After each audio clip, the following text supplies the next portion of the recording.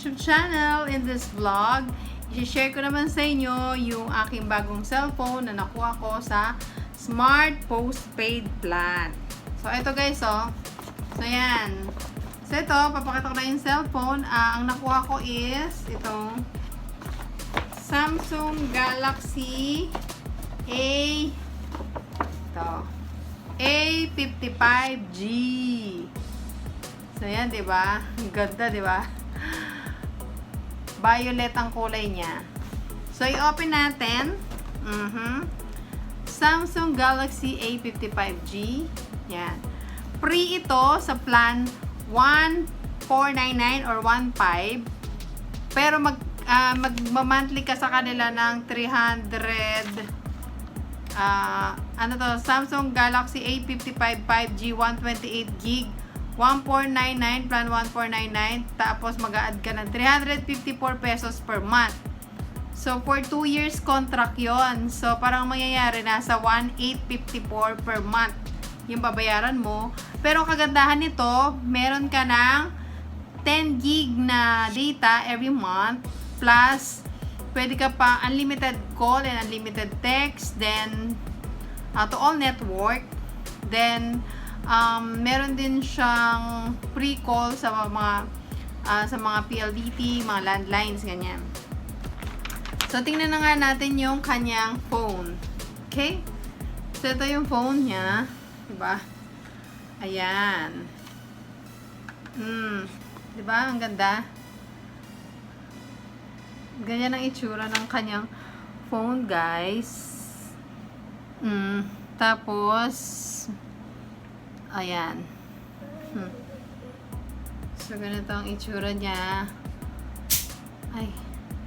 Tapos, meron na siyang fingerprint, yan. Pag sinet up mo. Yan. Para ma-open siya. So, ang kaganda ito, guys, magaan. Ang gaan lang niya. Tapos, ang cute ng itsura niya, oh. Oh, 'di ba? At least may data ka pa, tapos may free na phone pa na ibibigay si Smart sa iyo. Yan. Tapos guys, sa loob syempre, ang kasama is ito lang ang kasama niya. Meron siyang Oh, ayan. May kasamang ganyan, yung pang sa SIM card, 'di ba? Ito guys, dual SIM din 'to. Na-check ko na. Dual SIM siya. And then, meron din siyang lagay na memory card if you want to add memory card. Yan. Tapos, ito nga. Ito ang, actually, pag bumili ka pala ng ganito, wala na adapter.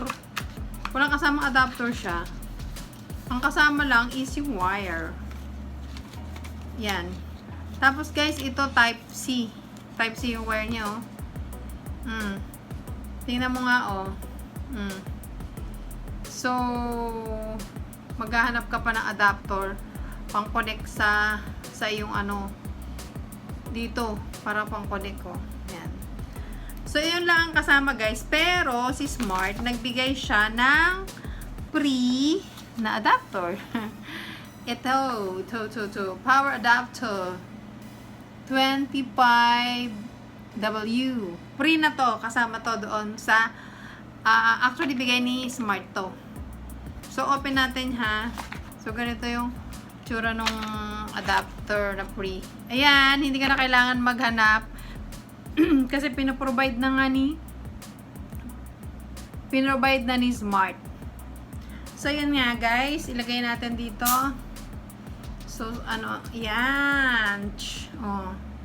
So, go na to. Pang-connect dito. Ayan. So, hindi na ako bibili ng adapter kasi may binigyan na ako ni Smart. Pero pag bumili ka ng cellphone na to pala, walang kasamang adapter. Ayun. So, thank you, Smart. So, upon retention, since nag-retention to, ang binayaran ko lang sa kanila yung 358 pesos. So, may andito yung resibo, eh. Binigyan nila ako ng resibo kasi kapag i-renew mo na, yan, 1,499 plus 313 pesos. So, So, 1,812 lang siya kada buwan. So, 2 years contract nga ito, no?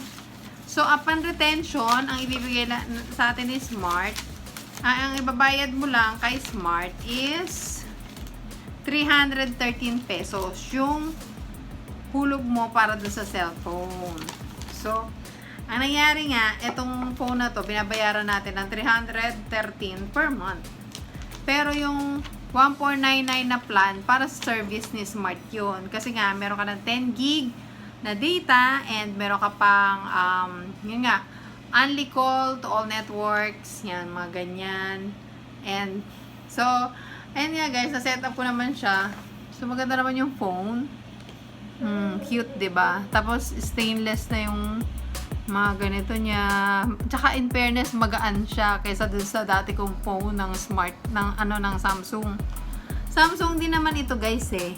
Pero, mas, parang mas, siya, mas maganda. A55, yan.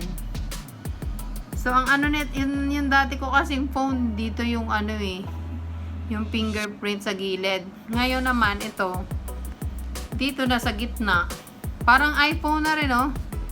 Oh, fingerprint, oh. Yan. So, na-test ko na to. Okay yung mga features niya. Tsaka yung camera niya maganda din. May sample akong picture. Malinaw yung mga yung mga pictures niya eh. Oh, yan. Malinaw naman. Maganda.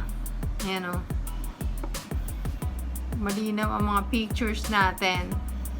Yan. So, mag-plan ka na. So, kagandahan din kasi sa plan or postpaid plan, hindi ka na kailangan mag-load. Tapos, may libre pang cellphone, di ba?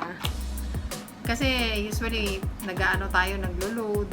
At least, kung madalas ka na gumamit talaga ng data, or madalas mong gamitin ng phone, mag-postpaid ka na lang. Libre pa yung phone. So, yan. Eto guys, 128 gig din yung kanyang memory. So, marami-rami rin yun. Tapos, at the same time, pwede kang magdagdag ka ng